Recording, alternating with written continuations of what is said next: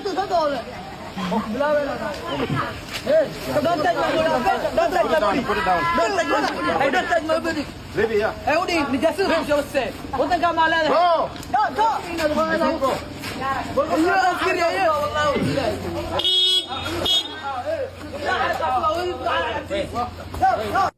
daawade caruurtan ama wiilashan waa wiil Soomaaliyeed. ninkan aad arkaysaan bahasha garanta oranjiga wato waa nin ajnabi ah. contract ayuu ku qaatayaan filayaa inuu wadada dhiso. marka waxa uu yaalo mashiinadaas ayuu waardeeyaa. daawada barnaamijka intaan u guda gelin waxaan ka codsanayaa marka hore inaad share iyo like comment barnaamijka aad ka bixisid si uu meel fog u gaaro. anigana waxay tahay dhiirigelin. mahadsanideen. ninkan bahasha garanta oo oranjiga ugu jirto waa nin ajnabi ah. wadanka Soomaaliya ayuu wuxuu u joogaa inuu ka fuliyo howlo contract ah. hadeertaan meesha waxaa ka socdo muxuu asige dhismo. ma garanaa inay dhul wada tahay ama inay building tahay ama guri inay tahay I don't know. balse waxa yaalo mashiinadii dhulka qodaayay ayuu ninkan waardeeyaa.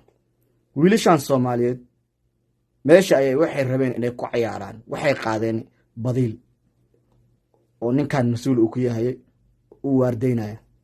ninkan wiilashii markay badiil ka qaadeen uu u imaaday wuxuu dhahay badiilkan iska dhiga put it down. wiilashii maxay ku jawaabeen ninkii indhaha farta ka geliyeen waxay dhaheen this my country, this not your country. wadankaaga ma aha. waxyaalo oo aan inaba la dul qaadan karin ayay ku dhaheen.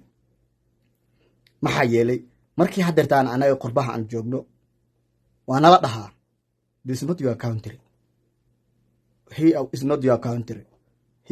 meeshaan wadankaaga ma aha waa nala dhahaa. maxaynu dareynaa wax yar wax baan dareynaa. maxaa yeelay waa fahmi karnaa inuusan meesha aan joogno wadankeena uusan ahaynin. wadankeena dhibaato aan ugu soo cararnay dadkaana ay nagu saxsan yihiin. balse qofka saas ku dhahay waxaa laga yaabaa inaad jawaab xun siisid ama jawaab degdeg ah siisid ama aad la degaashid. ninkan hadeertaan baasha garanta yar oranjiga wato muusan la dagaalin. wuxuu dhahay hataa ilaas iyo ingiriis ma yaqaanaan wiilash. hadday ingiriis ku dhihi lahaayeen this not your country jawaab ayuu ka bixi lahaa isaga hataa. laakiin ingiriis af Soomaali ma yaqaano. wiilashan waxay ku hadleen af Soomaali waxayna ku dhaheen meeshaan wadankaaga ma aha. isaga wuxuu ka fahmaa meeshaan wadankaaga ma aha. maxaa yeelay af Soomaali ma yaqaano. af ingiriis ku hadlaa kaliya.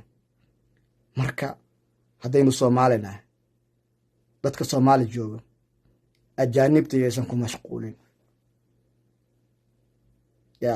hadhihin marka wadanka Soomaali joogtid qof ajnabi ah this not your country hadhihin. waad ogtahay xanuunka adiga hadii lagu dhihi lahaa ereygaas xanuunka dareemi lahayd ninkaan inuu dareemayo ogow. ha ku dhihin sidaada la qusul la baashaal erey wax kala ku dhaay laakiinse ereygan this not your country ha ku dhihin. af Soomaali ku dhahay daartid maxaa yeelay ma fahmi karo. haddii loo turjumana kasii daran jawaabtaada ku siinaa. marka qof walbo qurba joogo oo wadankiisa aan joogin haddii la dhaha this not your country xanuun ayuu dareemaa. adigana ha ku dhihin qof wadankaaga joogo sidaas oo kale. waa iga waano. barnaamijka hadda halkaan ila soo gaarto waxaan ka codsanayaa inaad share iyo like comment barnaamijka aad ka bixisid si uu meel fog u gaaro. anigana waxay tahay dhiirigelin. mahadsanideen.